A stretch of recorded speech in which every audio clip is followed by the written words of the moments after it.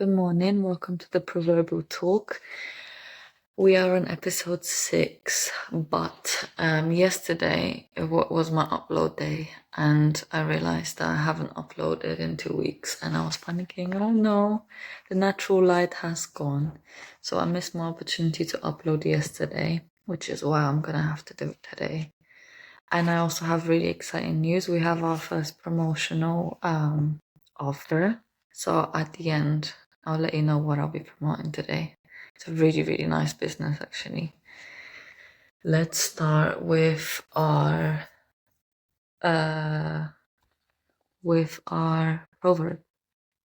My son, despise not the chastening of the Lord, neither be weary of his correction. This directly refers to loss of faith and the mental exhaustion that comes from being emotionally ripped apart by tough decisions. For example, your heart tells you to go left and God tells you to go right. So your head's telling you to go there and then you have to stop and go right because that's what God's telling you to do. He corrects your path and this growth is painful. So the habits that we're used to, right? So we're used to, let's say, for example, every morning I wake up. Before, in my past, I used to wake up, scroll on my phone for ages with a feeling that I don't want to wake up. And to get out of that habit is really, really difficult. A lot of people wake up and they have this, especially if they're going to work, and they're like, oh, I don't want to go to work. I'm so tired, all this. And then they wake up and immediately they know that's going to happen even before they go to sleep.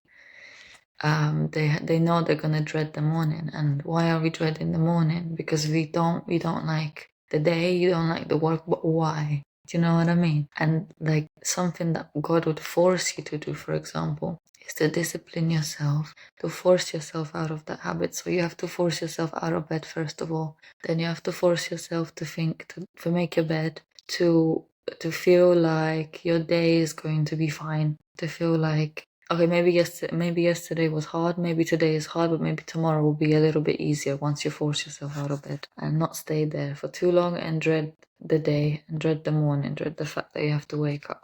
So that's why the beginning is going to be painful for sure, but it will become a habit. Hence you are inclined to despise his correction in the beginning and soon wise up to its significance. So that's the same thing I just said. It's like growing pains, isn't it? You're changing, you're disciplining yourself a little bit.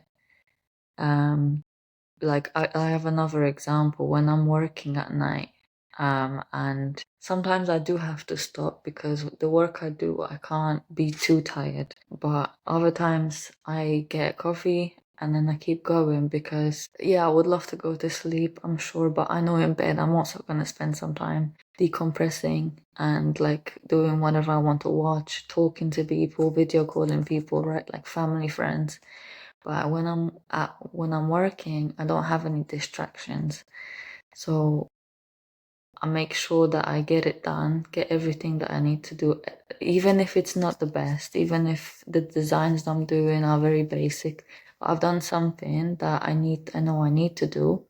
Because like, for example, a new style within what I'm designing takes a bit more mental effort. But with the things that I repeat, the things that I have been sold out and I need to sell again, these designs I already know in my head. I know the measurements of how much resin I need to put in, what decorations are gonna go in. So I don't really need all that mental strain. So I just have to push myself to just get it done. And then that's it. And it's finished and it's fine. And that's sort of difficult discipline to finish your task. And it might feel like it's a punishment. That's why it says here chastening, right? And you feel like, oh, why is it chastening? But if you think about like a corset, right? And I'm gonna use a corset for an example, or a belt for men. When you're like loose, you're a bit relaxed, right? But when you're chasing in the back, someone's pulling on you and chastening all the strings around you, and sort of makes you, sorry, my alarm, put in your position upright, because what usually in the Bible refers to people that walk upright, And that's a metaphor and also something symbolic, but let's use the basic metaphor of, and one basic, the obvious, right? It's an upright person. Your posture even speaks for itself. It speaks to other people. It trains your nervous system to be a bit more alert, because you look more responsible, you look more put together because you've been chastened, right? In the back. Someone's been pulling on your back to be like this, or not like this. The only reason why I'm like this is so that you see me properly on camera, but obviously I would be straightened up and I wouldn't be slouching and stuff. But that's really, really important. And although it may feel like I hate this, my back feels weird, it hurts in the beginning, especially if you've been slouching for a long, long time. That's why the chastening period is painful. But then once you train yourself, or once you discipline yourself enough to become like this, then it's gonna hurt to be like this. So that's why it's better to let the process take its toll on you, and it will become, like they call it, muscle memory, I think. When you become trained in a position and it becomes a habit, your body remembers the new position of what you're supposed to be, what you're supposed to look like, right? An upright person. This one's short because I want to spend majority of this promoting my great friend's business. So she has a business. She collects natural ingredients from anywhere she can find them. And she also uses beef tallow. This one is without beef tallow. This is the cream for the face. This is her logo. I'm going to show you her logo first. It's a nice little flower. It's called Wild Roots Alchemy. Handmade skincare, right? It smells amazing. I'll show you what it looks like, because it doesn't look like, you can see here, it doesn't look like a normal cream, and that's what I was surprised at. It smells like wild rose, and it also smells like, it's like rosy and something else. So she's definitely put some what does it say here? Coconut oil, but there's definitely some pine oil. That's what I was smelling. I was like, what is that smell? It's pine. It's beautiful. It smells amazing, and the texture is kind of, it's not oily, it's not slimy, it's like foamy. I can't describe it.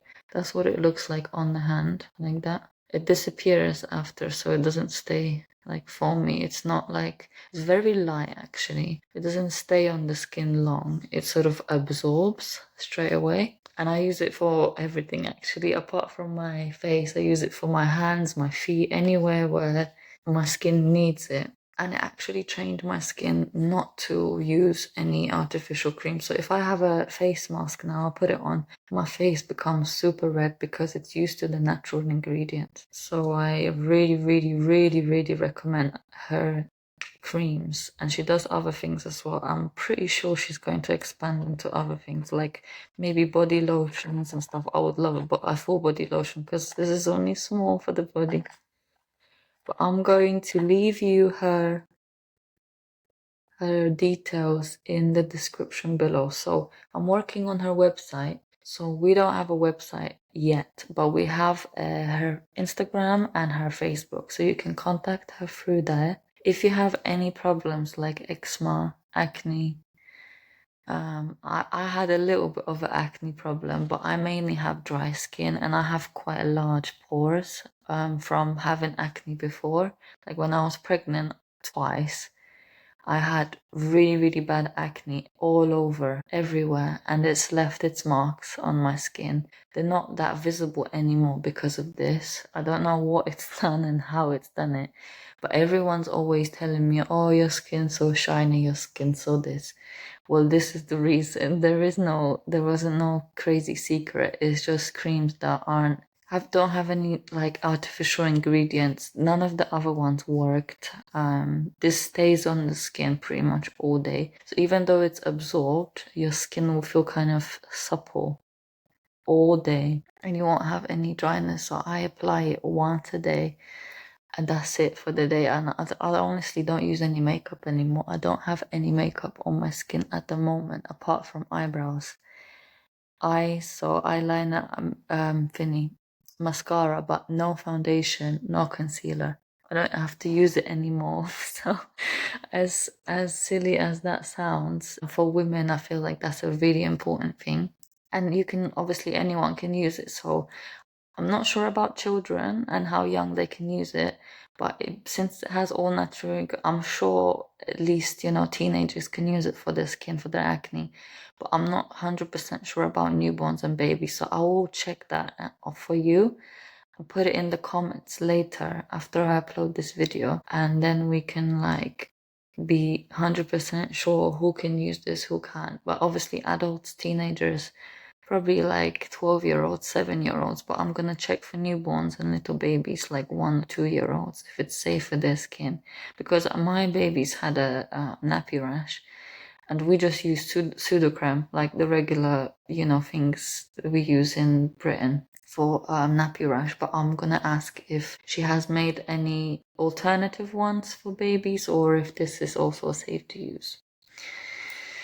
So that's it for today. I'm gonna try my best to upload in 2 weeks' time on time, and that I don't miss it. I have someone else managing my YouTube now, so it will be announced by them, to make sure that I'm not to make sure to update you that I won't miss any episodes. If you want any promotion like I've done today, remember that I also have quite a few thousand followers on Facebook and Instagram.